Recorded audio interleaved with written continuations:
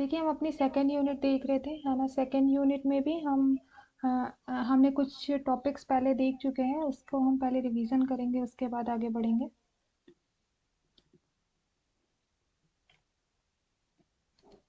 तो आपके जो जीएसटी का सिलेबस है उसका कैटेगराइजेशन कुछ इस तरीके से है कि फर्स्ट यूनिट में इंट्रोडक्शन की बात करता है कि जीएसटी क्या है ना। उसके एग्जेम्पशंस क्या हैं, किस पे लेवी होता है, किस पे नहीं लेवी होता है, ये सारी चीज़ों की बात करते हैं। उसके बाद सेकेंड यूनिट में हम सप्लाई अंडर जीएसटी की बात करते हैं कि कौन कौन सी चीज़ें जीएसटी में सप्लाई मानी जाएंगी और कौन कौन सी चीज़ें नहीं मानी जाएंगी। इसके बाद हम बात करें तो हमारा थर्ड यूनिट जो है वो इनपुट टैक्स क्रेडिट की बात करता है, क्योंकि जब हम जीएसटी पे करते हैं तो बहुत बार जीएसटी का रिवीजन ना हो जाए कि एक पर्सन ने पे किया फिर दूसरे पर्सन ने भी पे किया।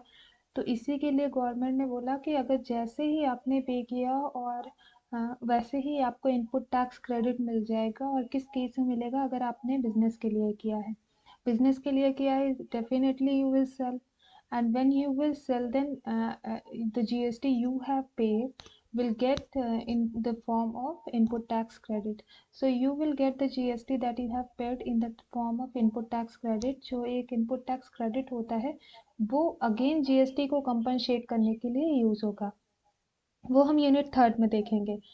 तो इनपुट टैक्स क्रेडिट के बाद हमारी बात होगी रिटर्न्स कैसे फाइल होते हैं। अगर आपके पास इनपुट टैक्स क्रेडिट बच गया, सपोज आप बिग बाजार में गए, आपको कूपन मिला और कूपन का यूटिलाइजेशन नहीं कर पाए, तो मोस्टली वो एक्सपायर हो जाता है। लेकिन यहाँ इनपुट टैक्स क्रेडिट के केस में वो अगर आपकी कोई ज़रूरत नहीं है और आप नहीं पे कर रहे हो तो आप गवर्नमेंट से रिटर्न मांग सकते हो, तो उतना अमाउंट गवर्नमेंट आपको रिटर्न कर देगा।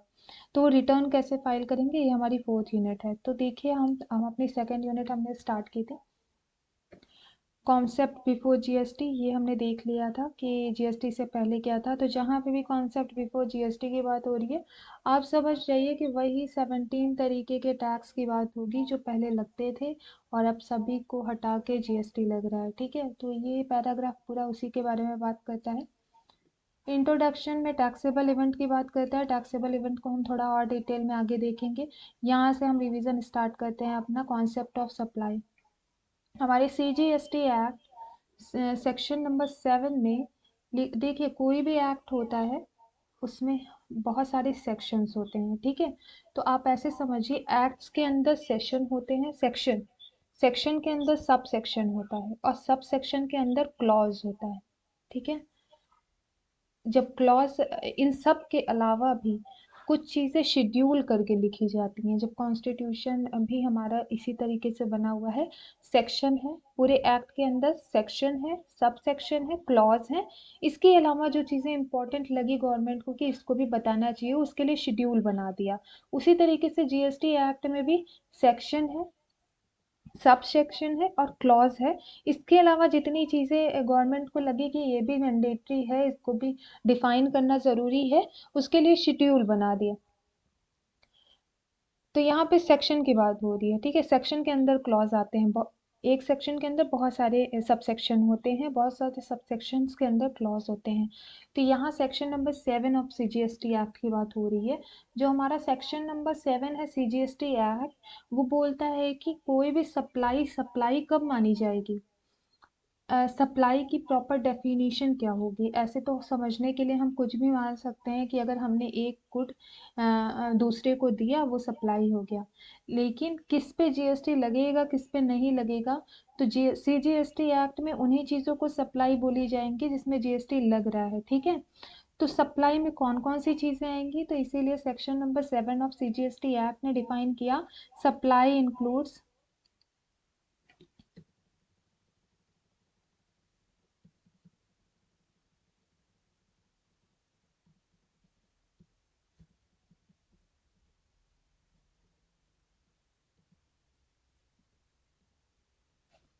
Cell, transfer, exchange, barter, licence, rental, lease, ये सारी चीज़ें हमारे सप्लाई में आएंगी। ठीक है, इस डिस्पोजल, इन सबको हम थोड़ा डिटेल में देखेंगे अपने आगे के स्लाइड्स में। बहुत डिटेल में पढ़ना है, ठीक है, इन सब चीज़ों को। लेकिन यहाँ पे आप याद रख लिए कितने टर्म्स हैं, 1 2 3 4 5 6 7 8, 8 टर्म्स हैं। अब इसका कोई भी शॉर्टकट आप बना सकते हैं, STEBLRLD।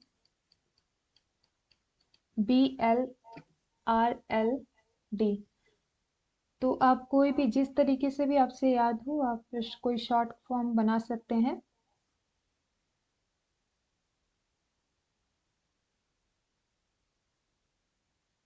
और ऐसा भी नहीं है कि इसको इसी फॉर्म में होना ज़रूरी है, इसका फॉर्म इसका जो ऑर्डर है आप चेंज कर सकते हैं, ट्रांसफ़र पहले आ सकता है।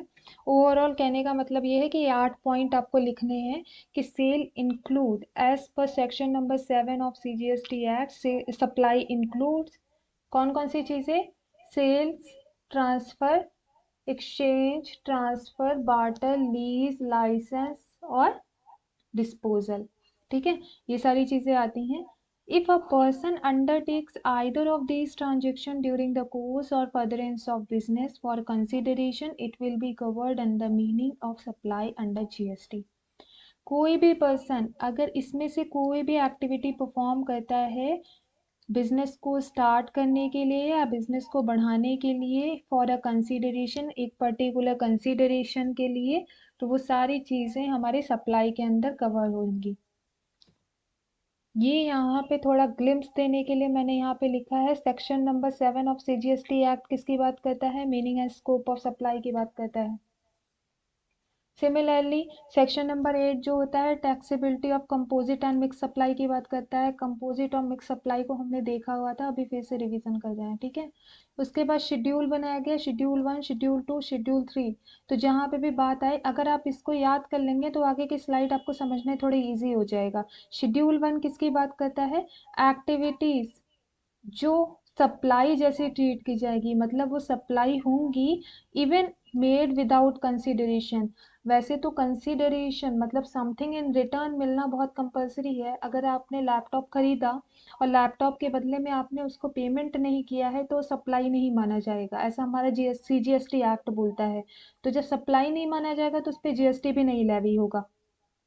लेकिन शेड्यूल नंबर 1 में कुछ ऐसी पर्टिकुलर चीज़ें लिखी हुई हैं जो तब भी सप्लाई मान ली जाएंगी अगर उसको बदले में आपको कुछ नहीं मिलता तब भी, मतलब कोई भी कंसिडरेशन उसके रिटर्न में नहीं मिलता, then still that will be supply. अब शेड्यूल 2 किसकी बात करता है, शेड्यूल 2 में एक्टिविटीज और transactions to be treated as supply of goods and services. ऐसी एक्टिविटीज और ट्रांजेक्शन लिखे गए हैं, वैसे तो बहुत सारे सप्लाई के जो 8 फॉर्म बताए गए हैं कि उस 8 एक्टिविटीज में से कुछ भी आया तो सप्लाई हुआ। इसके अलावा भी कुछ ऐसी चीजें थी जिसके बारे में मिसकंसेप्शन क्रिएट हो सकता था, इसीलिए गवर्नमेंट ने शेड्यूल 2 में एक लिस्ट दे दी कि जिसमें जिसको सप्लाई मानी जाएगी और GST में इंक्लूड होगा।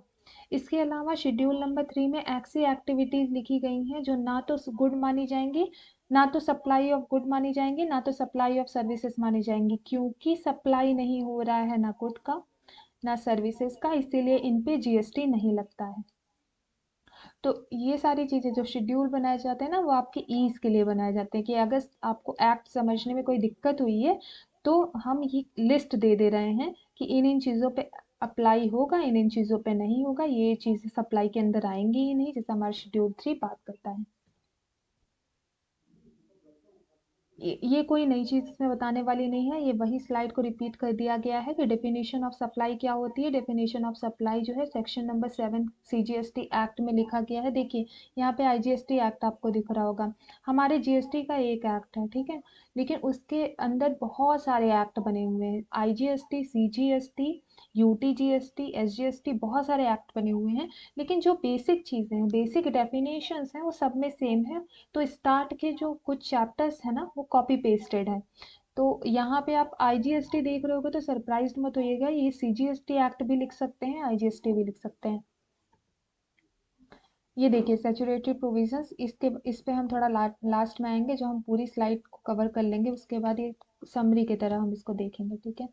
Concept of taxable event, taxable event क्या है, taxable event under GST law is a supply of goods and services और both, it means no supply no GST।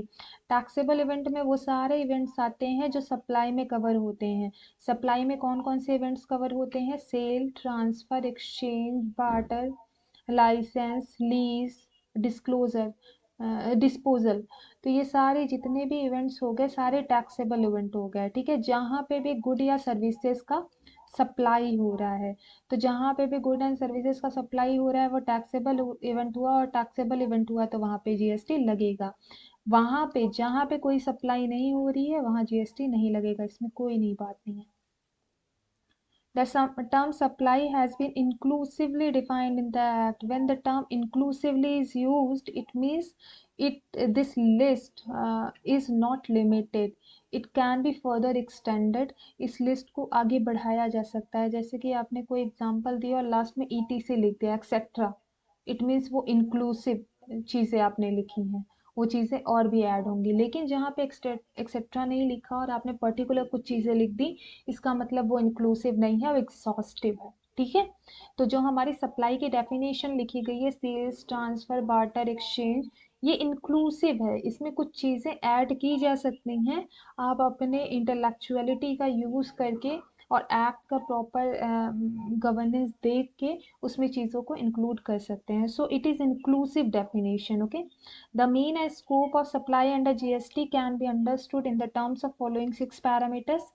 इस फॉलोइंग 6 पैरामीटर से आप meaning and scope of supply समझ सकते हो। जैसा कि फर्स्ट पॉइंट बात करता है supply of good and services, और supply of anything other than good and services does not attract GST. GST क्या होता है, जीएसटी में supply of good and services होती हैं, ठीक है। लेकिन अगर गुड एंड सर्विसेज का सप्लाई नहीं हो रहा है तो वहाँ पे जीएसटी नहीं लगेगा। तो पहला पॉइंट क्या कहता है कि अगर हमारा गुड एंड सर्विसेज का सप्लाई नहीं हो रहा है तो वहाँ जीएसटी नहीं लगेगा, क्योंकि जीएसटी वहीं लावी होगा जहाँ पे गुड्स एंड सर्विसेज का सप्लाई हो रहा है। Supply should be made for a consideration. Supply क्या होगा, एक कंसिडरेशन के लिए होगा। जो हमारा सेकंड पॉइंट कहता है कि सप्लाई हमेशा कंसिडरेशन के लिए होगा, मतलब आपने सेल किया, एक्सचेंज किया, बार्टर किया, लीज दिया, कुछ भी किया, डिस्पोजल किया, you are getting something in return when there is monetary or non monetary benefit involve there. जहाँ पे मॉनेटरी या नॉन मॉनेटरी बेनिफिट इन्वॉल्व होगा उसी पे तो जीएसटी लगेगा। अगर आपने किसी को गिफ्ट दिया तो गवर्नमेंट जीएसटी किस पे लगाएगा, जहाँ पे मॉनेटरी या नॉन मॉनेटरी बेनिफिट इन्वॉल्व हुआ वहाँ जीएसटी लगेगा। आपने किसी को गिफ्ट दिया किसी इंटेंशन से, आपने स्कूल वालों को आपने कोई बुक लिखी और उस बुक को स्कूल में दे दिया, ठीक है। अब ये गिफ्ट नहीं हुआ, आपको स्कूल से हालांकि आपने फ्री में दिया है लेकिन आपका पर्सनल इंटरेस्ट है, that personal interest is advertising, you want to advertise your book, that's why you given few samples of your book to that school. तो यहाँ पे जो हमारे पर्सनल इंटेंशन इन्वॉल्व है दैट इज एडवर्टाइजमेंट, तो उसे ही हम कंसिडरेशन मान लेंगे, और इसीलिए पर्टिकुलर अमाउंट ऑफ टैक्स उस पर लेवी होगा। जो कौन पे करेगा, जो मैं पे करूंगी, अगर मेरी बुक है तो मुझे पे करना है, ठीक है। तो अगर मैं कुछ रिटर्न में ले रही हूँ तो वहां पे कंसिडरेशन होगा और वहीं पे जीएसटी लगेगा। If I am not taking something in return then there is no consideration, no GST apply there until and unless ये हमारे शेड्यूल नंबर 2 का में डिफाइंड ना हो। हमारे शेड्यूल नंबर 2 में कुछ ऐसी चीजें लिखी गई है ना जहाँ पे कंसिडरेशन नहीं भी हुआ वो हम सप्लाई मान लेंगे। तो अनटिल एंड अनलेस वो हमारे शेड्यूल नंबर 2 में ना लिखा हुआ तब तक हम कंसिडरेशन नहीं है तो सप्लाई नहीं मानेंगे और जीएसटी नहीं लगेगा। Supply should be made in the course और फर्दरेंस ऑफ बिजनेस। सप्लाई जो होता है किया किस लिए किया जाना चाहिए, या तो बिजनेस को स्टार्ट करने के लिए या बिजनेस को एक्सपैंड करने के लिए करना चाहिए, मतलब ओवरऑल बिजनेस के रेफरेंस से करना चाहिए। If you are doing any kind of supply for your personal consumption, आप पर्सनल चीज़ों के लिए सेल कर रहे हो, बार्टर कर रहे हो, एक्सचेंज कर रहे हो, तो वो सप्लाई में नहीं आएगा, वहाँ जीएसटी नहीं लगेगा, ठीक है। ये बिजनेसमैन के पर्सपेक्टिव से है, ऐसा पर्सन जो बिजनेसमैन है जो बिजनेस रन कर रहा है उन्हीं के पर्सपेक्टिव से है। आप इंडिविजुअल पे मत अप्लाई कर दीजिएगा क्योंकि हमें तो सारी चीज़ों पे जीएसटी देनी है ना, तो अभी इंडिविजुअल पर्सन पे नहीं अप्लाई हो रहा है, ये सारी चीज़ें बिजनेसमैन के पर्सपेक्टिव से है। Supply should be made by a taxable person, ये टैक्सेबल पर्सन के द्वारा होना चाहिए सप्लाई। टैक्सेबल पर्सन कौन हो गया, जीएसटी के एम्बिट के अंदर हमने तो देखा था सारे लोग टैक्स पे करते हैं, नहीं। टैक्स हम पे तो करते हैं, ये किस लेवल पे करते हैं, इंडिविजुअल कंज्यूमर के बेसिस पे करते हैं। बिजनेसमैन में सारे लोग टैक्स पे नहीं करते हैं। अगर आपका टर्नओवर स्मॉल सिटी में है और आपका टर्नओवर 10 लाख से कम है तो आप टैक्सेबल पर्सन नहीं है जीएसटी के। सिमिलरली अगर आप बड़े शहरों में हैं और आपका जो टर्नओवर है 20 लाख से ज़्यादा है, तभी आप जीएसटी पे करेंगे, अदरवाइज नहीं करेंगे। गवर्नमेंट ने आपको स्पेशल पावर दिया है कि ठीक है आप जीएसटी के एम्बिट से बाहर रहिए अगर आपका प्रॉपर सप्लाई नहीं हो रहा है, आपका टर्नओवर ज़्यादा नहीं है। ठीक है, वही चीज़ यहाँ लिखा गया है, supply should be a taxable supply. एक टैक्सेबल सप्लाई होना चाहिए, मतलब जो चीज़ें लीगल है उन्हीं की सप्लाई करेंगे। यू कांट सप्लाई ड्रग्स और anything that is not under GST ambit, जो जीएसटी के एम्बिट के अंदर नहीं आता, यू कांट सप्लाई दैट। और अगर ऐसा कुछ कर रहे हो तो वो उस पे जीएसटी नहीं लेवी होगा। ठीक है, supply should be made with in the taxable territory. Taxable territory के अंदर होना चाहिए, मतलब जीएसटी कहाँ पे अप्लाई हो रहा है, जीएसटी इंडिया में अप्लाई हो रहा है। ठीक है, तो इंडिया के रेफरेंस में जो जितनी भी चीज़ें आएंगी वहाँ पे जीएसटी अप्लाई होगा। अगर इंडिया से बाहर नेपाल का माल पाकिस्तान में जा रहा है तो वहाँ पे हम क्यों जीएसटी लेंगे, मतलब इंडिया की जीएसटी नहीं लगेगी। वही चीज़ यहाँ पे लिखी गई है। Scope of supply, scope of supply जो है section number 7 of CGST act 2017, जहाँ पे मीनिंग एंड डेफिनेशन लिखी गई है ना, उसी के अंदर ही लिखा गया है। यहाँ पे सेक्शन नंबर 7 के सब सेक्शन 1 में लिखा, ये जब ऐसे लिखा होता है तो हम इसको पढ़ते हैं। सेक्शन नंबर 7 सब सेक्शन 1 में डिफाइन किया गया सप्लाई में कौन कौन सी चीजें आती हैं। सेक्शन नंबर 7 सब सेक्शन 2 में बताया गया कि सप्लाई में कौन कौन सी चीज़ें नहीं आती हैं। ठीक है, सप्लाई में अब कौन कौन सी चीज़ें आती हैं ये हमने देख लिया है प्रीवियस स्लाइड में। कौन कौन सी चीज़ें नहीं आती, कौन कौन सी चीज़ें आती हैं ये हमने प्रीवियस स्लाइड में देख लिया था। अभी हम देखते हैं कि कौन कौन सी चीज़ें नहीं आती हैं। Service by employee to employer, employee ने एम्प्लॉयर को सर्विस दिया। एम्प्लॉयर ने अगर किसी एम्प्लॉय को हायर किया है और एम्प्लॉय ने उसको सर्विस दिया है तो वो हमारे सप्लाई नहीं मानी जाएगी। ठीक है, सप्लाई ऑफ सर्विसेज नहीं मानी जाएंगी, क्योंकि that that is the mandatory condition. Employer employee के बीच में मैंडेटरी कंडीशन होता है कि you have to perform the task that employer will assign you. तो ये उसका जॉब है, इसे हम सप्लाई नहीं मानेंगे। सर्विसेज बाय कोर्ट और ट्रिब्यूनल, जो हमारे कोर्ट होते हैं वो हमें जो सर्विसेज प्रोवाइड कर रहे हैं या बेसिक जो फैसिलिटीज़ हमें प्रोवाइड की जाती है, जैसे पुलिसमैन हो गया। ठीक है, ये सब जो हमको फैसिलिटीज़ प्रोवाइड करते हैं इनमें जीएसटी नहीं लगता है। Services by member of parliament and other, member of parliament के द्वारा जो सर्विसेज प्रोवाइड की जाती है इन पे जीएसटी नहीं लगता। सर्विसेज बाय फनल, मतलब अंतिम संस्कार में के टाइम पे जो जितनी भी कार्यवाही होती है उसमें कोई भी जीएसटी नहीं लगता। Sales on land and building, land and building के सेल पे जीएसटी नहीं लगता, ये इसमें अलग तरीके का टैक्स लगता है। ठीक है, जो हमारे डायरेक्ट कैटेगरी में आता है। कुछ इनडायरेक्ट तरीके के भी टैक्स लगते हैं इस पे, सेल ऑफ बिल्डिंग पे, लैंड एंड बिल्डिंग पे, ये हमारी जीएसटी के एम्बिट के अंदर तो नहीं आता है। Actionable claim other than lottery betting and gambling, actionable claim पे जीएसटी नहीं लगता, लेकिन लॉटरी पे, बेटिंग पे, गैम्बलिंग पे जीएसटी लगता है। इसीलिए यहाँ पे लिखा गया है अदर देन, मतलब इनको छोड़ के बाकी जितने भी एक्शनेबल क्लेम हैं, जैसे कि कमर्शियल पेपर हो गया, ट्रेजरेबल हो गया, इन सब पे जीएसटी नहीं लगता है। देखिए, आपने देखा था जीएसटी के मैंडेटरी कंडीशन में दो तीन चीज़ें बहुत मैंडेटरी थी, जैसे कि जीएसटी सप्लाई जो होना चाहिए प्रॉपर कंसिडरेशन के लिए होना चाहिए। The supply should be made in the course और फर्दरेंस ऑफ बिजनेस, ये भी आपने देखा होगा कि सप्लाई जो होता है या तो बिजनेस को स्टार्ट या बिजनेस को आगे बढ़ाने के लिए होना चाहिए। तो अब इसको थोड़ा डिटेल में देखते हैं। अगर कोई सीए है, उसने अपनी एक्टिविटीज परफॉर्म की, अकाउंटिंग की, ऑडिटिंग की, फाइलिंग रिटर्न्स, ये सारी एक्टिविटीज जो उसका काम है उसने वो प्रोवाइड की, तो क्या ये सर्विसेज में काउंट की जाएंगी। देखिए, उसने ये सारी सर्विसेज प्रोवाइड की, उसके बदले में वो उसने अच्छा खासा चार्ज किया होगा। ठीक है, तो इसीलिए क्योंकि उसने ये सारी सर्विसेज सेल की, इसीलिए उस पे जीएसटी लगेगा। उसने ये सारी चीजें क्यों की? बिजनेस के लिए की। ऐसा नहीं किसी के बिजनेस का ऐसे ही अकाउंटिंग कर दिया, ऑडिटिंग कर दिया, फाइनल रिटर्न फाइल कर दिया। या जीएसटी के जो प्रैक्टिशनर्स हैं, वॉलेंट्री बेसिस पे नहीं कर रहे हैं, they it is their business, they are charging something for that. तो जहां पे भी वो चार्ज कर रहे हैं कोई पर्टिकुलर अमाउंट इस काम करने के लिए, इसका मतलब वो बिजनेस करने के लिए कर रहे हैं। जो सीए होते हैं वो पर्टिकुलर अपना बिजनेस ही करते हैं। जो गवर्नमेंट सीए नहीं होते, प्राइवेट में रहते हैं, वो बेसिकली अपने काउंसलिंग के का ही चार्ज करते हैं। और काउंसलिंग जो उनकी होती है वही सर्विस होता है, वही सप्लाई होता है, सप्लाई ऑफ सर्विसेज में के अंदर आता है। वो किसके लिए कर रहा है? अपने बिजनेस के लिए कर रहा है, ठीक है। इसीलिए उसको हम जीएसटी के एम्बिट में मानेंगे। फर्दरेंस ऑफ बिजनेस, मैंने एक प्लांट एस्टैब्लिश किया है, now I want to expand my business, मैं अपने बिजनेस का एक्सपेंशन करना चाहती हूँ। मैंने एक प्लांट एस्टैब्लिश किया है यूपी में, अभी मैं दिल्ली में चाह रही हूँ या नोएडा में चाह रही हूँ। तो जब मैं ऐसे तरीके का एक्सपेंशन चाह रही हूँ और एक्सपेंशन के लिए कोई एक्टिविटी परफॉर्म कर रही हूँ, नई मशीनरी खरीद रही हूँ, तो वहाँ पे हमारा फर्दरेंस ऑफ बिजनेस हो गया, मतलब बिजनेस को बढ़ाने के लिए कर रहे हैं, वो सारी चीजें हमारे जीएसटी के एम्बिट में आएंगी।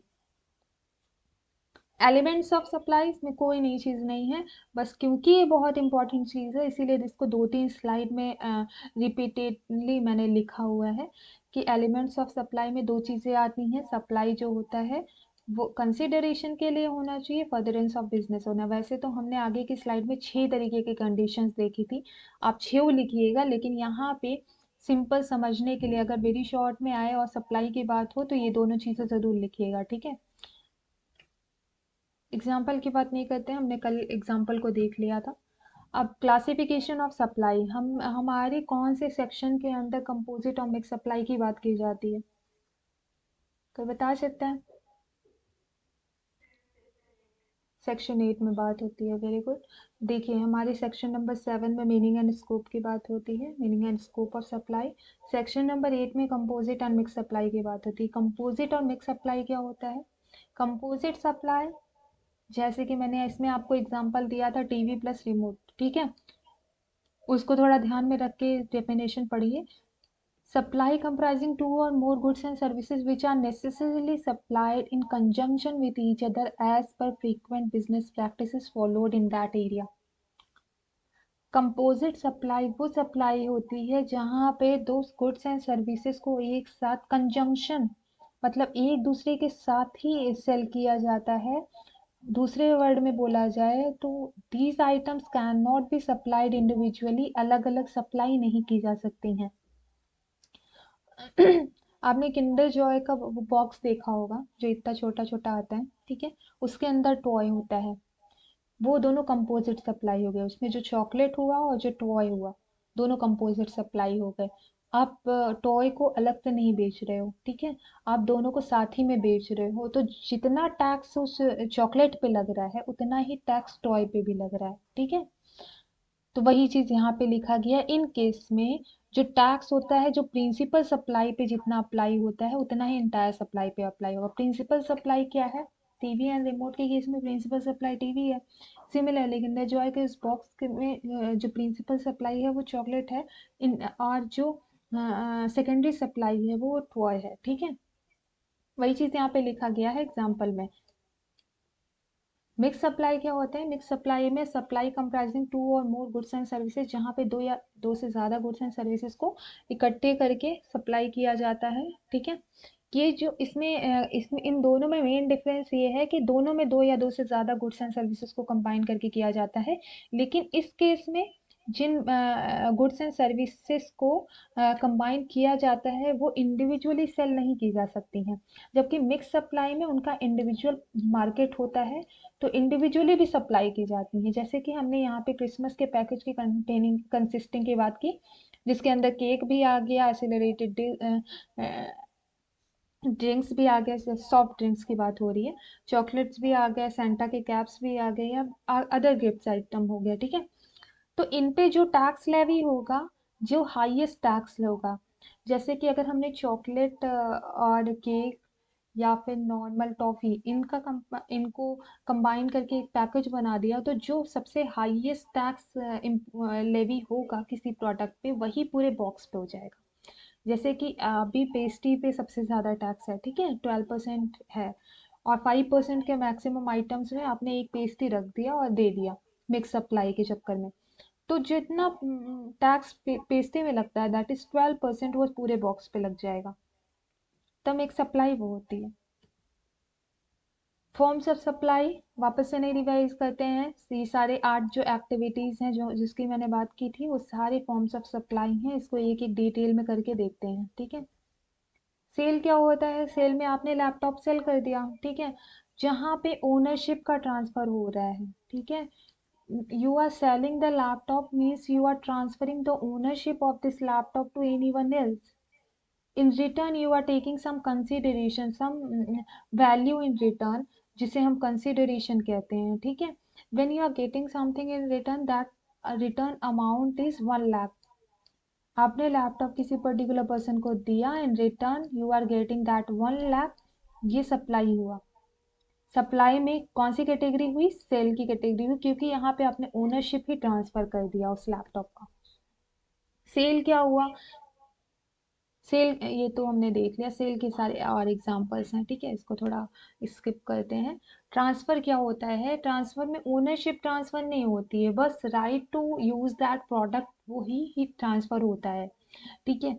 हमने कोई मशीनरी खरीदी और हमने उसको लीज पे दे दिया, ठीक है, हमने उसको उसकी ओनरशिप किसी पर्टिकुलर पर्सन को दे दिया कि आप इसको यूज करो, इन रिटर्न आप मुझे कुछ अमाउंट दे दिया करो, ठीक है। तो मैंने एक जीरोक्स मशीन खरीदी और मैंने मिस्टर बी को दे दिया कि आप यूज करो, और 10,000 पर मंथ आप मुझे इन रिटर्न दे दिया करो। अब मिस्टर बी का क्या फायदा है, सपोज ये जीरोक्स मशीन 1 लाख की थी, तो मिस्टर बी इस टाइम कैपेबल नहीं है कि वो 1 लाख की जीरोक्स मशीन खरीद पाए, इसीलिए उन्होंने ये ले लिया, ठीक है। तो यहाँ पे ओनरशिप नहीं ट्रांसफर हुआ, बल्कि right to use is of that good is transfer. तो सिंपल सी बात ये याद रखिएगा, सेल्स में ओनरशिप ट्रांसफर होता है और ट्रांसफर में right to use that good is transfer, मतलब आपको यूज करने का अधिकार मिलता है। बाटर सिस्टम गुड्स के बदले गुड्स, ठीक है।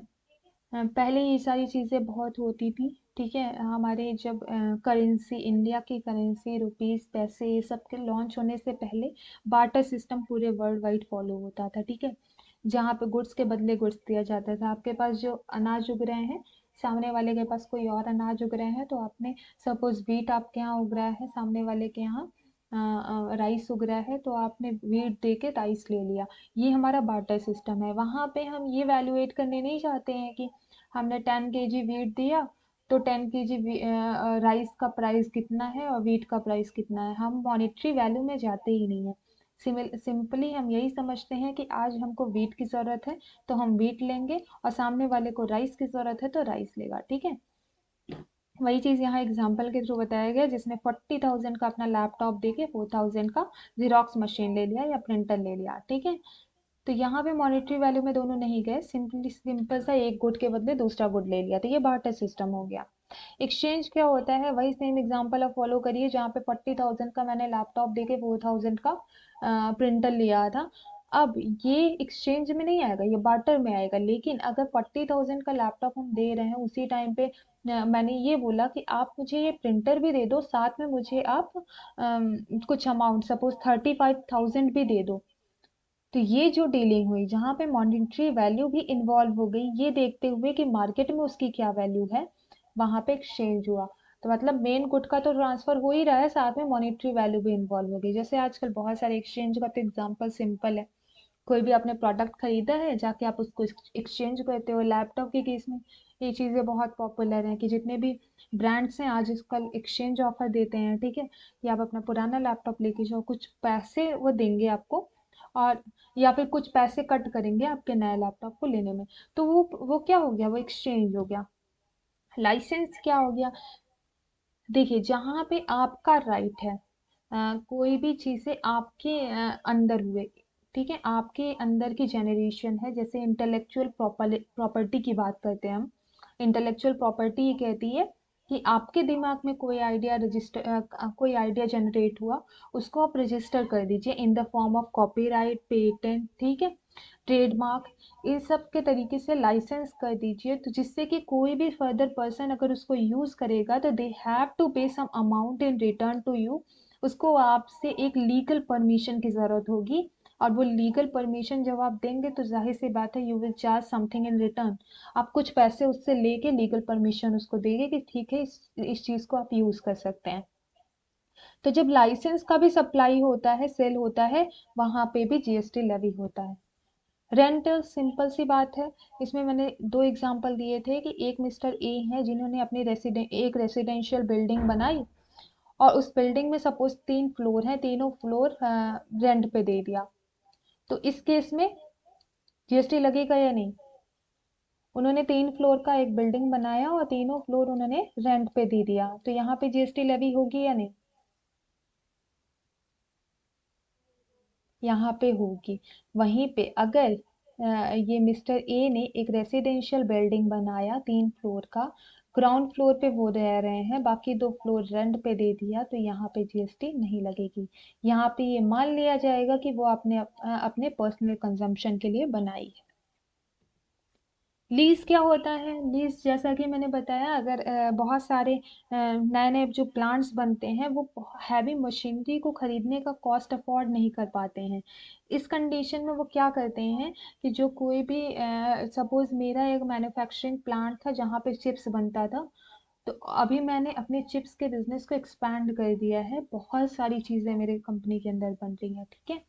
तो मेरा जो चिप्स वाली मशीन है वो अभी या तो मेरे पास दो है या अनयूज्ड पड़ी हुई है, तो सामने कोई नया पर्सन है जो नई फैक्ट्री खोल रहा है या पुरानी ही है, उसकी प्लांट एंड मशीनरी डैमेज हो गई है, ऐसे केस में वो मेरे से वो मशीनरी लेता है और मुझे एक पर्टिकुलर अमाउंट ऑफ रिटर्न देता है, मंथली बेसिस पे, एनुअली बेसिस पे, जो भी मैं डिसाइड करती हूँ उस बेसिस पे वो रिटर्न देता है। तो ये जो लीजिंग हुआ, इस पे भी जीएसटी लगता है। डिस्पोजल, आपने बोला कि ऑर्गेनाइजेशन हम क्लोज कर रहे हैं, तो डिस्पोज किया, आपने सारे एसेट्स को डिस्पोज किया, डिस्पोज मतलब फेंकना या नहीं है, डिस्पोज मतलब आपने लिक्विडिफाई कर दिया। आपके प्लांट्स से 10 लाख के प्लांट्स को बेच दिया, ठीक है, मशीनरी जितनी थी सबको बेच दिया, ठीक है, जितने और एसेट्स थे उनको बेच दिया, तो सबको बेचने के बाद जो पैसा बचा उसके ऊपर जीएसटी लगेगी, ठीक है। अब देखिए कंसीडरेशन क्या होता है। कंसीडरेशन हमारे सेक्शन नंबर 2 सब सेक्शन 31 की ऑफ सीजीएसटी एक्ट में डिफाइंड है। सेक्शन नंबर 2 सब सेक्शन 31 में डिफाइन है, क्या बोलता है? कंसीडरेशन क्या होता है? एनी पेमेंट, कोई भी पेमेंट मेड, हो गया है या होने वाला है, whether in money or otherwise, चाहे मनी में या नॉन मॉनिटरी किसी भी फॉर्म में, in respect of, in respect of या फिर in response to or for the inducement of supply, मतलब supply of good and services के रेफरेंस में या रिस्पॉन्स में या इंड्यूसमेंट में। देखिए जब लॉ बनता है तो उसमें सारे वर्ड्स लिखे जाते हैं, ये लॉ की लैंग्वेज है, ठीक है। लॉ की लैंग्वेज में सारी चीजें इंक्लूड कर देते हैं, जैसे यहाँ पे इन respect of, in response of, inducement of तभी लिखा गया है जब ये लॉ की लैंग्वेज आपको समझ जानी चाहिए। तो लॉ में ऐसा बोलता है कि ताकि फ्यूचर में कोई भी ऐसा मिसअंडरस्टैंडिंग ना क्रिएट हो, इसीलिए वो सब कुछ लिख देते हैं ऑब्लिक कर करके। तो आप सिंपल से समझिए कि supply of good and services को करने के लिए जो मॉनेटरी या नॉन मॉनेटरी बेनिफिट आपने किया है या आप करने वाले हैं, आपने प्रॉमिस कर दिया कि हम आगे पे करेंगे, वो सारी चीजें कंसिडरेशन में होंगी, whether by the receipt, receipt के द्वारा, और by any other person, but shall not include any subsidy given by the central और स्टेट गवर्नमेंट। ये जो कंसिडरेशन किसके द्वारा मिलना चाहिए? रिसिप्ट द्वारा मिलना चाहिए, जिसको आपने सामान बेचा है उसके द्वारा मिलना चाहिए, लेकिन इसमें वो सारी चीजें नहीं इन्वॉल्व होंगी जिसको सेंट्रल गवर्नमेंट ने सब्सिडी दिया हुआ है, ठीक है। जो सब्सिडी गवर्नमेंट ने दिया, जैसे कि क्रॉप्स पे सब्सिडी गवर्नमेंट ने दिया है कुछ पर्टिकुलर अमाउंट, ठीक है, तो अगर क्रॉप्स को आपने सेल किया तो सब्सिडी माइनस करेंगे, ठीक है, तब जाके जितनी वैल्यू क्रिएट हुई वो कंसिडरेशन हुआ। Monetary value of any act or forbearance in respect of, in response of, or for inducement of supply of goods and services or both, वही चीज लिखा गया मॉनेटरी वैल्यू, उसकी कोई ना कोई मॉनेटरी वैल्यू होनी चाहिए, ठीक है। ऐसा नहीं है कि आपने कंसिडरेशन के बदले में जो डिमोनिटाइजेशन से पहले 1000 की करेंसीज थी उसको दे दें, उसकी क्या आज कोई मॉनेटरी वैल्यू है? उसकी कोई मॉनेटरी वैल्यू नहीं है, ठीक है। तो जो भी आप कंसिडरेशन में दे रहे हो, चाहे वो मनी फॉर्म में हो या ना हो, लेकिन अगर मनी के फॉर्म में ना हो तो मार्केट में आप सेल करने जाओ तो आपको कुछ रिटर्न में मिलना चाहिए, मतलब एक मॉनेटरी वैल्यू उसकी होनी चाहिए। Continuous supply of goods and continuous supply of services, देखिए ये मैंने इसलिए यहाँ पे लिख दिया क्योंकि सेक्शन नंबर 2 सब सेक्शन 31 की बात हमने यहाँ पे की थी, जो कंसिडरेशन के बारे में बात कर रहा था। तो थोड़ा लिंकेज बनाने के लिए मैंने सेक्शन नंबर 2 सब सेक्शन 32 और सेक्शन नंबर 2 सब सेक्शन 33 को भी लिख दिया है। आपके पास पीपीटी गई होगी तो पढ़ लीजिएगा, बाकी ये आपके सिलेबस में है नहीं। Consideration include non monetary considerations, consideration में नॉन मॉनेटरी कंसिडरेशंस भी आते हैं, जैसा कि मैंने आपको बताया कि कंसिडरेशन में सिर्फ मनी ही नहीं बल्कि वो सारी चीजें आती हैं जिनको आज अगर आप लेके बेचने जाएं और उनके बदले में आपको मनी मिल सके, तो जिनकी भी मॉनेटरी वैल्यू है वो सारी चीजें कंसिडरेशन में आती हैं, ठीक है।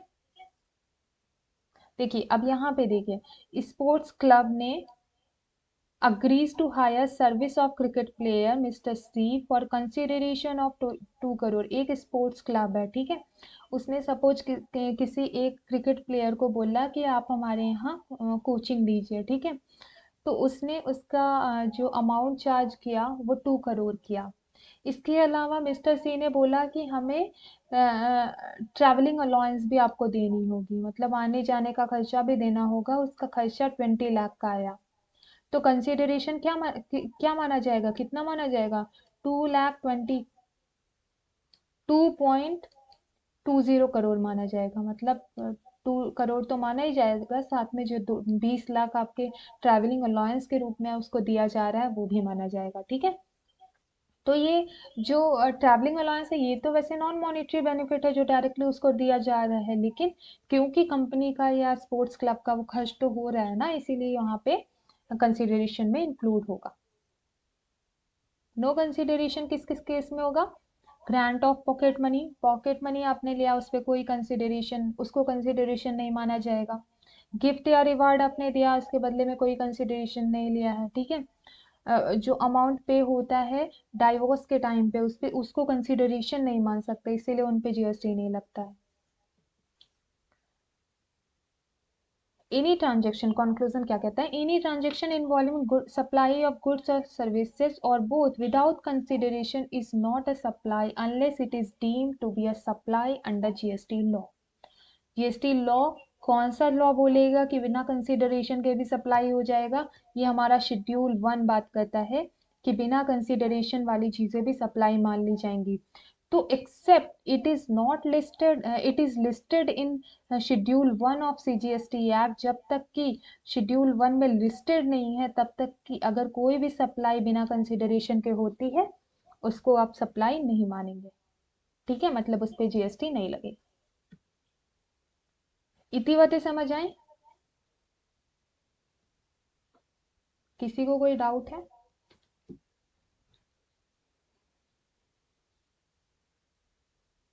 बोलिए भाई। इतनी बातें समझ आई? हम्म। क्या?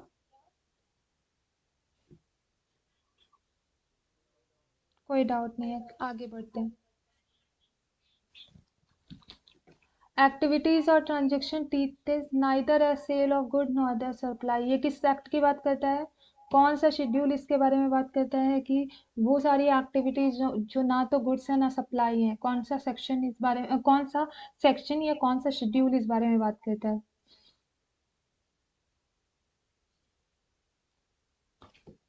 मैं देख रही हूँ सिर्फ एक दो लोगों को समझ आ रहा है, वही रिस्पॉन्ड कर रहे हैं। देखिए सिंपल सा एक स्लाइड मैं आपको दिखा रही हूँ, ये आप जरूर याद रखिएगा।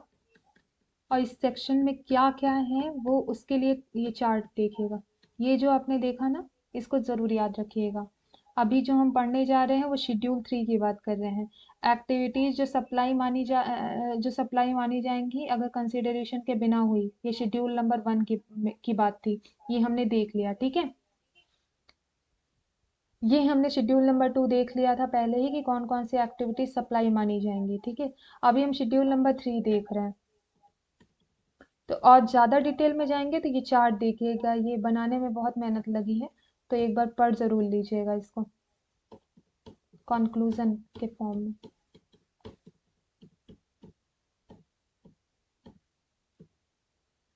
एक्टिविटीज और transaction treat is neither a sale of good nor a supply, schedule number 3 of CGST act बोलता है, ठीक है। GST act, CGST act, IGST act सारे में कुछ चीज़ें एकदम कॉमन है। जो डेफिनेशन वाला पार्ट है ना, सब कॉमन है।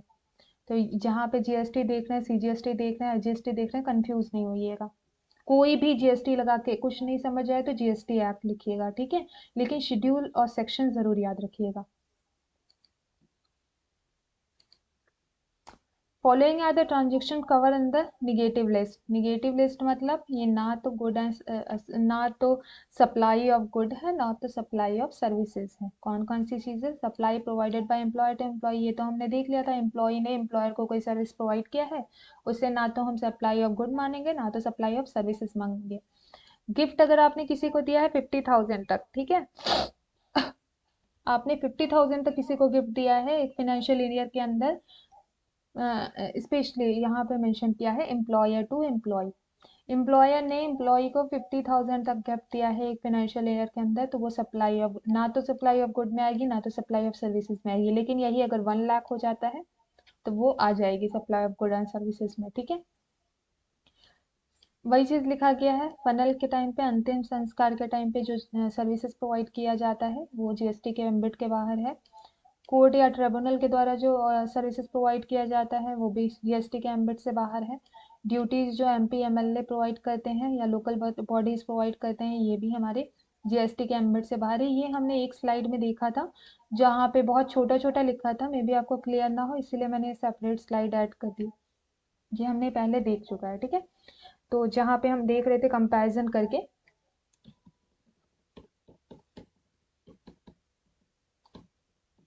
ये देखिए यहाँ पे हमने देखा था, ठीक है।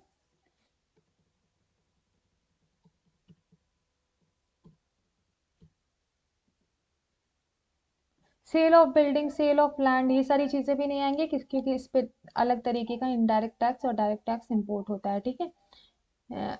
सॉरी, इम्पोज होता है। एक्शनेबल क्लेम, सारे एक्शनेबल क्लेम पे जीएसटी नहीं लगता है, सिवाय lottery, betting and gambling, gambling, betting और लॉटरी को छोड़ के। Time, place and value of supply, देखिए बहुत बहुत बहुत इजी टॉपिक है, लेकिन आपके सिलेबस में डायरेक्टली मेंशन है और ये इससे आएगा क्वेश्चन, ठीक है। तो इसको जरूर पढ़िए। 3 तरीके के जीएसटी हमारे पूरे इंडिया में लेवी होते हैं, ठीक है। कौन कौन से 3 तरीके हैं? सीजीएसटी, एसजीएसटी और आईजीएसटी, ठीक है।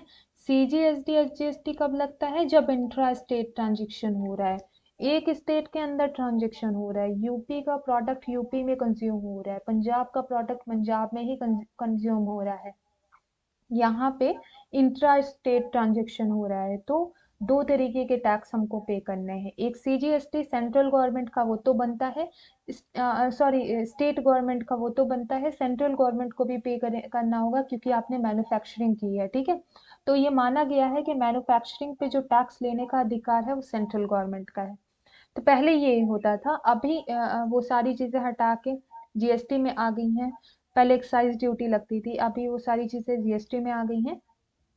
तो वहां पे सिर्फ इंट्रा स्टेट जहाँ पे हुआ वहां पे सीजीएसटी और एसजीएसटी दो ही लगेंगे। वहीं अगर इंटर स्टेट हुआ, यूपी का प्रोडक्ट पंजाब जा रहा है, ठीक है, तो वहां पे दो गवर्नमेंट का इन्वॉल्वमेंट हो गया। अब यहाँ पे सीजीएसटी एसजीएसटी आप दोगे तो एसजीएसटी दोगे किसको किसको, ठीक है, और कितना दोगे? तो ये कॉन्फ्लिक्ट से बचने के लिए गवर्नमेंट ने बोला कि आप एक ही टैक्स दे दो, हम आपके लेवल पे कॉम्प्लेक्सिटी नहीं बैठाएंगे, हम आपस में देख लेंगे, ठीक है। तो आप आपसे गवर्नमेंट ने आईजीएसटी ले लिया, integrated goods and service tax. तो तीन तरीके के टैक्स हमको आज देने हो रहे हैं, सीजीएसटी, एसजीएसटी और आईजीएसटी। आईजीएसटी के कॉन्सेप्ट कब आता है? जब इंटर स्टेट की बात होती है। इंटर स्टेट मतलब दो स्टेट के बीच में।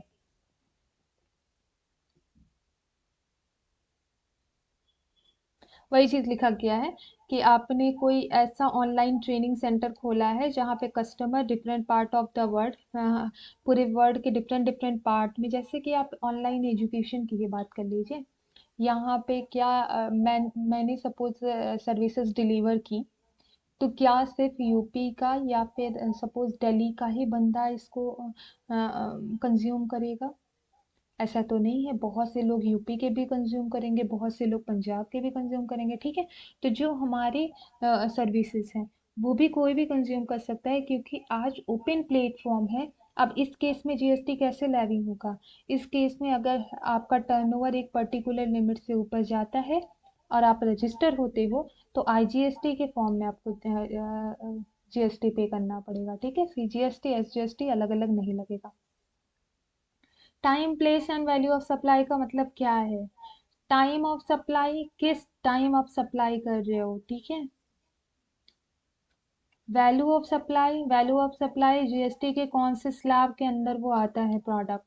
Place of supply inter state है, इंट्रा स्टेट है, ठीक है। तो ये सारी बातें होंगी। टाइम ऑफ सप्लाई मतलब कब हम मान लेंगे कि सप्लाई हो गया।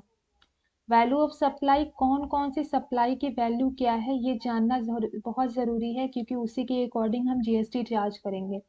अगेन इंटर स्टेट होगा वो सप्लाई या इंट्रा स्टेट होगा, मतलब प्लेस ऑफ सप्लाई क्या रहने वाली है ये भी जानना बहुत ज़रूरी है, क्योंकि उसी के बेसिस पे हमको सीजीएसटी, आईजीएसटी या एसजीएसटी पे करना है। वही चीज़ यहाँ लिखी गई है, ठीक है। थोड़ा डिटेल में देखते हैं। अभी हम ब्रीफ में देखेंगे, डिटेल में तो हमको आगे देखना ही है। Time of supply means the point of time when goods and services are considered to be supply.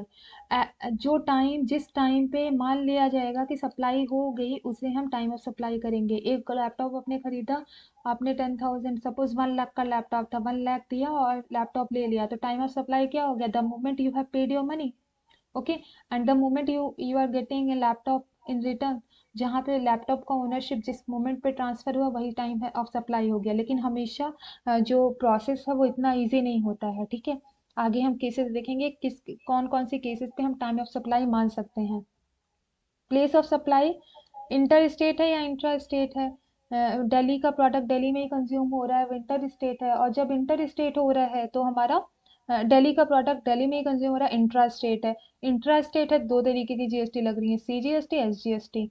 वही अगर इंटर स्टेट हो गया, INTER, इंटर स्टेट, जब हुआ दो स्टेट के बीच में हुआ, दिल्ली का प्रोडक्ट यूपी में आ रहा है, तो वहां पे आईजीएसटी लगेगा। इसीलिए हम प्लेस ऑफ सप्लाई भी देखते हैं। वैल्यू ऑफ सप्लाई, कौन से प्रोडक्ट पे कितना जीएसटी लग रहा है, हमने पहले देख लिया है स्लाइड्स में, ठीक है। चार स्लैब के अंदर लगते हैं, 5%, 12%, 18%, 28%। उस किस प्रोडक्ट पे कितना जीएसटी लगेगा ये कब पता चलेगा? जब वैल्यू ऑफ सप्लाई हमको पता चलेगा, किस गुड का सप्लाई हो रहा है ये पता चलेगा। टाइम ऑफ सप्लाई, अब एक एक को थोड़ा डिटेल में देखेंगे, ठीक है। Time of supply means the point in which, the point in time when goods and services are considered supply. ऐसा पॉइंट ऑफ टाइम जहाँ पे गुड एंड सर्विसेज को मान लिया जाता है कि वो सप्लाई हो गए हैं। when the seller know the time, it help them in identify due date for the payment of taxes। जब सेलर को ये पता होता है कि किस टाइम पे टैक्स, किस टाइम पे सप्लाई हुई है, तो वो उसकी हेल्प करता है टैक्स को पे करने के लिए, ठीक है। सप्लाई जिस दिन हुई उसके 72 डेज तक आपको पेमेंट कर देना, आपको जीएसटी का पेमेंट कर देना है। तो जितनी भी ऐसे लॉ बने हैं वो आपको कैसे पता चलेगा? वो आपको जब आपका supply of goods and services की डेट पता चलेगी तभी पता होगा, ठीक है। CGST, SGST, IGST must be paid at the time of supply. Time of supply के टाइम पे ही सीजीएसटी, एसजीएसटी, आईजीएसटी पे होनी चाहिए। Goods and services have separate basis to identify the time of supply. अलग अलग बेसिस हैं time of supply को देखने के लिए। कौन कौन से बेसिस हैं ये देखिए। टाइम ऑफ सप्लाई कब मानी जाएगी? Date of issue of invoice. इस तीनों में से जो अर्लियर होगा, जो सबसे पहले होगा, उसी को हम टाइम ऑफ सप्लाई मान लेंगे। या तो आपका इनवॉइस इश्यू हो गया हो जिस दिन को आपको इनवॉइस इश्यू हुआ हो, या last date on which invoice should be issued, ऐसा लास्ट डेट जहां पे इनवॉइस इशू होना चाहिए था, या date of receipt of advance और पेमेंट, या जिस दिन आपने एडवांस या पेमेंट लिया है उस दिन को। तो जो भी डेट अर्लियर होगी, सबसे पहले होगी, उसी को हम टाइम ऑफ सप्लाई मान लेंगे। नोट क्या कहता है, जैसे यहाँ पे स्टार बना हुआ है, नोट क्या कहता है, GST is not applicable on advance under GST, GST in advance is payable eight the time of issue of the invoice. देखिए, अगर आपने लैपटॉप खरीदा 1 लाख का और आपने लैपटॉप ये बोल दिया कि आप आज ही 1 लाख ले लो, मुझे 1 मंथ के बाद लैपटॉप दे देना, वैसे तो यूजुअली कोई ये करता नहीं है, लेकिन अगर सपोज किसी ने किया, तो जिस दिन आपने सप्लाई की है, जिस दिन आपने बिल बनाया, बिल तो आप तब बनाएंगे ना जब आपने लैपटॉप फाइनली उसको दे दिया, तो जिस दिन आप बिल बनाएंगे उस दिन आप जीएसटी पे करोगे। सपोज 20 जनवरी को इन्होंने ये एडवांस पे किया था 1 लाख, लेकिन जो हमारा, 1 मिनट रुकेगा,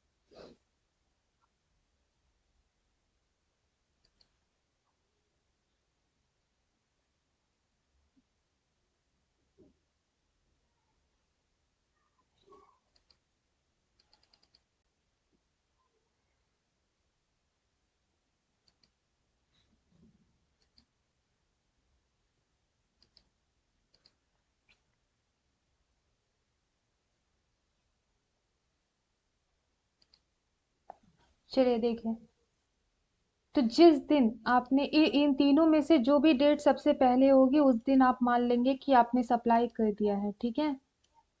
ये सारी चीजों में हम ये नोट को देख रहे थे, नोट कब माना जाएगा कि इस नोट में क्या बोला गया है कि हम जो एडवांस आपने पे किया उस डेट पे जीएसटी नहीं चार्ज करेंगे, बल्कि जिस दिन आपने इनवॉइस क्रिएट की है, मतलब रिसिप्ट बनाया है, सिंपल वर्ड में आप समझिए, उस दिन हम जीएसटी को चार्ज करेंगे, ठीक है। अब थोड़ा एग्जाम्पल देखते हैं, एग्जाम्पल से ज्यादा अच्छा क्लियर होगा। Mister X sold good to mister Y worth 1 lakh. The invoice was issued on 15th January. Invoice जो इश्यू किया गया 15 जनवरी को किया गया। पेमेंट कब रिसीव हुई, 31 जनवरी को, और गुड सप्लाई हुई 20 जनवरी को। तो यहाँ पे लिखा गया है जो भी सबसे पहले हो, date of issue of invoice या तो last date of invoice issue हो, या तो पेमेंट जिस दिन हुआ, एडवांस पेमेंट या पेमेंट जिस दिन हुआ उस दिन।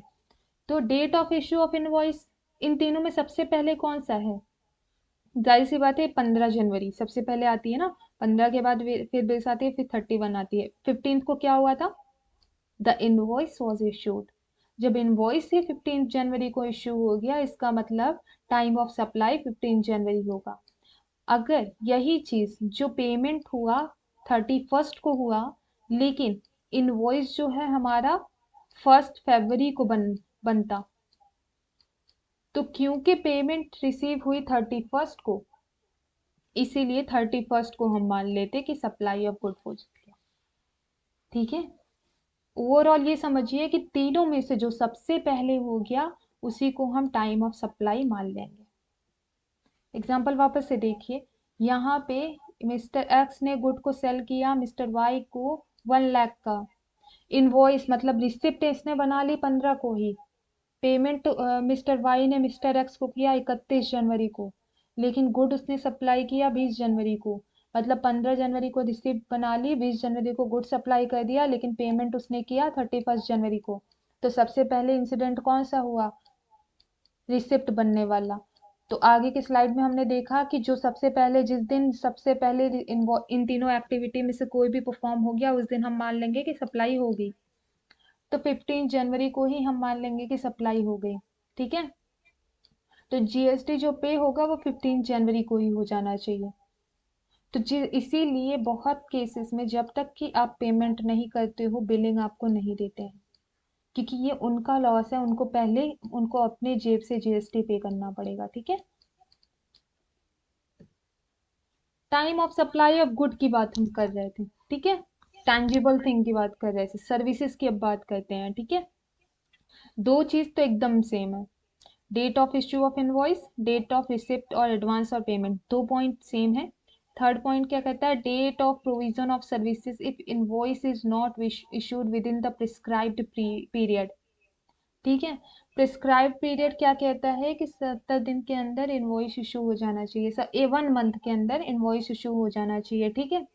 अगर 1 मंथ के अंदर इनवॉइस नहीं इशू हुआ है, ठीक है, और तो फिर date of provision of services को ही हम सबसे पहली डेट मान लेंगे। अभी के लिए ये इसको थोड़ा कट करके समझिए, लिखने के लिए लिखिएगा, लेकिन मोस्ट ऑफ द केसेस में जो date of issue of invoice होता है या date of advance of payment होता है, यही पहले होता है। ऐसे बहुत रेयर केसेस होते हैं जहाँ पे सर्विसेज परफॉर्म कर दी जाती हैं, उसके बाद हमको इनवॉइस बनता है। ठीक है, या फिर पेमेंट होता है, पहले कुछ ना कुछ एडवांस या इनवॉइस बना ली जाती है। Mister A provide services worth two 20,000 to mister B. Mister A ने सर्विसेज प्रोवाइड की 20,000 के मिस्टर बी को, किस डेट को, 1 जनवरी को। ठीक है। The invoice was issued on 20 जनवरी, 20 जनवरी को इनवॉइस इशू हुई। The payment of same was received by on 1 जनवरी, 1 फरवरी। तो किस डेट को हम मान लेंगे कि हमारा सर्विस परफॉर्म हो गया? Any idea? देखिए, क्योंकि हमारा जिस दिन हमने इनवॉइस इशू किया, इन तीनों में से देखिए, 1 जनवरी को हमने सर्विस प्रोवाइड कर दी। ठीक है। और इनवॉइस कब इशू हुआ? 20 जनवरी को। इसमें इन तीनों में से पहले देखिए, डेट ऑफ इनवॉइस क्या है? 20 जनवरी। डेट ऑफ रिसिप्ट और एडवांस और पेमेंट 1 फरवरी। ठीक है। अब क्योंकि इनवॉइस इशू हो गया है, जिस दिन इसने सर्विस प्रोवाइड की 1 जनवरी को, इससे 30 डेज के अंदर ही इनवॉइस इशू हो गया, इसीलिए थर्ड कंडीशन वैलिड नहीं होगी। अब इन्हीं दोनों में से आपको देखना है कि कौन सी फर्स्ट कंडीशन है जो पहले परफॉर्म की गई है। Date of issue of invoice पहले है कि date of receipt of advance and payment है? तो obviously date of issue of invoice पहले है। ठीक है। यही चीज अगर इनवॉइस हमारा 15 फरवरी को इशू हुआ होता, तो यहाँ पे जिस दिन आपने सर्विस परफॉर्म कर दी, जैसे कि 1 जनवरी, इसी को हम अपना डेट ऑफ सप्लाई मान लेते। इतनी बातें समझ आए?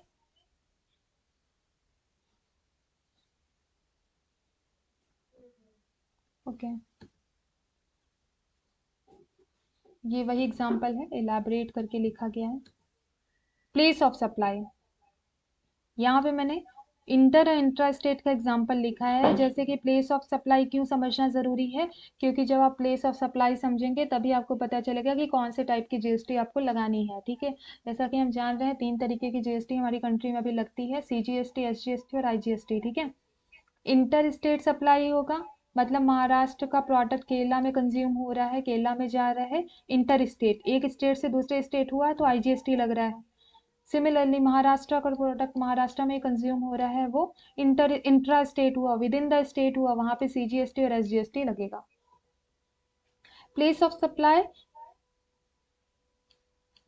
Place of supply of goods की बात करेंगे, इसके बाद place of supply of services की बात करेंगे। Usually in case of goods the place of supply is where the good is delivered.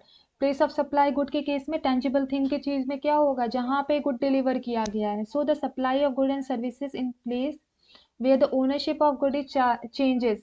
जहाँ पे ओनरशिप चेंज हुआ, आपने लैपटॉप सेल किया, लैपटॉप का ओनरशिप जहाँ पे चेंज हुआ, मतलब जहाँ पे शोरूम, जो जिस शोरूम में जाके लैपटॉप का ओनरशिप चेंज हुआ, वो प्लेस ऑफ सप्लाई मानी जाएगी। वो शोरूम जिस स्टेट में होगा वही माना जाएगा कि इंटर स्टेट है या इंट्रा स्टेट है। ठीक है। मैन्युफैक्चरिंग सपोज महाराष्ट्र में हुई है, अगर शोरूम महाराष्ट्र में है तो इंट्रा इंट्रा स्टेट है, वहां पे सीजीएसटी एसजीएसटी आपसे लेंगे। और अगर महाराष्ट्र का प्रोडक्ट है और शोरूम जो है वाराणसी में है, तो ये इंटर स्टेट हो गया, वहां पे आईजीएसटी लगेगा।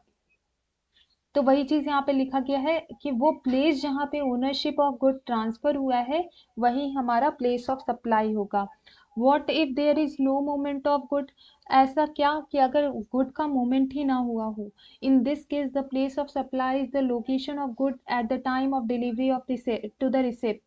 तो अगर गुड का मूवमेंट ना हुआ हो उस टाइम पे सप्लाई वही प्लेस मानी जाएगी जहां पे रिसिप्ट ने आपसे सप्लाई लिया। जैसे कि आपने शोरूम से लैपटॉप खरीदा और शोरूम में ही छोड़ दिया कि ठीक है मैं 2 दिन बाद लेके जाऊंगा या किसी पर्टिकुलर पॉइंट पे लेके जाऊंगा, तो भी ये जहाँ पे उसने रिसिप्ट आपने सर्विसेज को आपने गुड्स को प्रोवाइड कर दिया जहाँ ओनरशिप ट्रांसफर हो गई वहीं पे प्लेस ऑफ सप्लाई मान ली जाएगी। Place of supply of services, अब देखिए सब सर्विसेज के अभी तक हमने गुड्स के केस में देखा। गुड्स क्योंकि टेंजिबल होते हैं इसलिए उनकी उनके प्लेस को समझ पाना इजी होता है। सर्विसेज क्योंकि इंटेंजिबल इन नेचर होती हैं, पेरिशेबल होती हैं, इसीलिए इनको समझ पाना थोड़ा कॉम्प्लेक्स होता है। सॉरी, नॉन पेरिशेबल होती हैं, इनको समझ पाना थोड़ा कॉम्प्लेक्स है। Generally the place of supply of services is the location of service receipt, जहाँ पे सर्विस रिसिप्ट की जाती है वो प्लेस ऑफ सप्लाई मान ली जाती है। जैसे कि ऑनलाइन लेक्चर्स की बात करें, ऑनलाइन लेक्चर्स वर्ल्ड वाइड लोग देख रहे हैं, ठीक है। अगर कोई यूएस का कैंडिडेट बैठ के कोई एक पर्टिकुलर लेक्चर जो इंडिया में रिकॉर्ड हुआ है वो देख रहा है, तो जैसा कि मैंने आपको पहले भी बताया था, जो conditions with in the state लगती हैं इंटर वाली, वही लगती हैं विद इन टू कंट्री पे भी। तो IGST within two countries पे भी लगती हैं। तो अगर यूएस का कोई पर्सन इंडिया के लेक्चर्स को देख रहा है तो सर्विस रिसिप्ट कहाँ हुई, यूएस में हुई, ठीक है। अब यूएस में हुई इसीलिए उसे आईजीएसटी पे करना पड़ रहा है। अगर वो सर्विसेज चार्जेबल है, जैसे यूडेमी के कोर्सेज हो गए, ठीक है। अगर वो इंडिया का के प्रोफेसर ने बनाया हुआ है और यूएस का कोई उसको लर्न कर रहा है, तो वहाँ पे आईजीएसटी पे करना पड़ेगा, ठीक है। सिमिलरली अगर इंडिया का के पर्सन ने बनाया है, सपोज आईआईटी खड़गपुर के किसी प्रोफेसर ने यूडेमी का कोई पर्टिकुलर कोर्स डिजाइन किया है और इन खड़गपुर के ही लोगों ने या उसी स्टेट के लोगों ने उसको ग्रास्प किया है, लर्न किया है, तो वो इंट्रा स्टेट हो गया, तो वहां पे सिर्फ सीजीएसटी और एसजीएसटी लगेगा।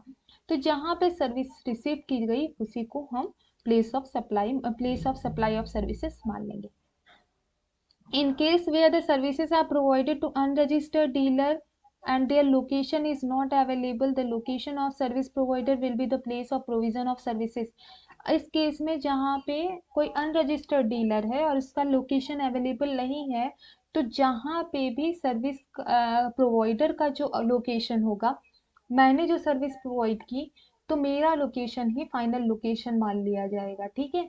मैंने सपोज ऐसे अनरजिस्टर्ड पर्सन के शोरूम में जाके अपनी सर्विसेज डिलीवर की है जो जीएसटी के एम्बिट में नहीं आता है, उसका लोकेशन डिफाइन नहीं है, तो मेरी सर्विसेज को मेरा जो लोकेशन होगा उसी को हम प्लेस ऑफ सर्विस मान लेंगे और उसी के बेसिस पे डिसाइड कर लेंगे कि वेदर जो कंज्यूमर है वो उस स्टेट का है या नहीं है, ठीक है। तो मतलब सर्विस प्रोवाइडर के स्टेट में है तब जाके वो इंट्रा स्टेट हो गया, लेकिन अगर डिफरेंट स्टेट में है तो इंटर स्टेट हो गया। कुछ स्पेशल प्रोविजंस बनाए गए हैं प्लेस ऑफ सप्लाई को डिसाइड करने के लिए, जैसे कि अगर आप ट्रेन में चल रहे हो, ठीक है, जब ट्रेन एक स्टेट से दूसरे स्टेट में मूव कर रही होती है, तो किस स्टेट के बेसिस पे जीएसटी पे होगा, उसके लिए कुछ स्पेशल प्रोविजंस बनाए गए हैं हमारे। उतने डिटेल में हम नहीं जाते हैं, सिंपल सा आप ये समझिए कि उसको हमको अलग कैटेगराइज करके लिखा हुआ है हमारे सीजीएसटी एक्ट में। इमूवेबल प्रॉपर्टी के लिए भी से रिलेटेड सर्विसेज को भी इसमें इन्वॉल्व किया गया है, जैसे कि रेस्टोरेंट सर्विसेज हो गई, एडमिशन टू इवेंट, कोई ऑनलाइन इवेंट हो रहा है या कोई इवेंट हो रहा है उसमें जो एडमिशन लिया जा रहा है, या transportation of goods and passengers, transportation से related, telecom services, banking, finance and insurance services. Services की बात हो रही है तो इसमें इमूवेबल प्रॉपर्टी से रिलेटेड सर्विसेज को अलग से लिखा गया है कि इनको भी सर्विसेज किस कैटेगरी में कैसे प्लेस ऑफ सप्लाई माना जाएगा। देखिए आपके एग्जाम में क्योंकि एक एक पॉइंट सिर्फ ऐसे ही लिखा हुआ है, तो आपको सिंपल ये डेफिनेशन देना है और एग्जाम्पल देना है, ठीक है। एग्जाम्पल में बार बार नहीं रिपीट कर रही हूँ, एक स्टेट से दूसरे स्टेट, एक स्टेट से उसी स्टेट में, वही चीज़ यहाँ लिखेगी। वैल्यू ऑफ सप्लाई, जैसा कि हम जानते हैं गुड्स एंड सर्विस टैक्स का डिफरेंट डिफरेंट स्लैब बनाया गया है और उसी स्लैब के अकॉर्डिंग हमसे जीएसटी चार्ज की जाती है। तो जब आप वैल्यू ऑफ सप्लाई जानोगे उसी के बेसिस पे आप जीएसटी के एम्बिट का पता लगाओगे और उसी के अकॉर्डिंग आप जीएसटी चार्ज करोगे। Value of supply means the money that seller would want to collect the good and services supply. Value of supply मतलब जो मनी सेलर कलेक्ट कर रहा है गुड एंड सर्विसेज को सप्लाई करके, मतलब कि जो कंसिडरेशन आप पा रहे हो चाहे मॉनिटरी हो चाहे नॉन मॉनिटरी इन नेचर हो, उसे ही हम वैल्यू ऑफ सप्लाई मानेंगे। जैसे कि वही चीज है लैपटॉप वाला केस, 1 लाख का लैपटॉप लिया तो वैल्यू ऑफ सप्लाई कितना हुआ, 1 लाख हुआ। ठीक है। But where the parties are related and a reasonable value may not be charged or transaction may take place as a barter or exchange, the GST law prescribes that the value of GST is charged must be is transactional value। ठीक है। जहाँ पे barter हो रहा है मतलब goods के बदले में गुड्स हो रहा है या एक्सचेंज हो रहा है, एक गुड के बदले में दूसरा गुड हो रहा है, तो जीएसटी का लॉ क्या कहता है, जीएसटी की का लॉ कहता है कि जो ट्रांजैक्शनल वैल्यू होगा, हमने 40,000 का लैपटॉप दे के 4,000 का प्रिंटर लिया था। ठीक है। तो जीएसटी किस पे लगेगा, ये जो हमारा बार्टर सिस्टम हुआ, ये बार्टर ही तो हुआ ना कि हमने 40,000 का लैपटॉप देके 4,000 का प्रिंटर ले लिया। तो जो ट्रांजेक्शनल वैल्यू इसकी हुई 44,000 हुए, मतलब 40,000 प्लस 4,000, तो जो जीएसटी चार्ज होगी वो 44,000 पे होगी। ठीक है। To generate GST complain invoice and file GST return use our clear. Okay. ये हमारे यूनिट नंबर सेकंड कंप्लीट हुआ। अब इनपुट टैक्स क्रेडिट की बात करेंगे जो हमारे यूनिट नंबर 3 में मेंशन है। इसमें हमने बहुत सारी चीज़ें देख ली हैं। ठीक है। कुछ चीज़ें हमको एडिशनली देखना है, ये सारी चीज़ें आपने देख ली हैं ये सब।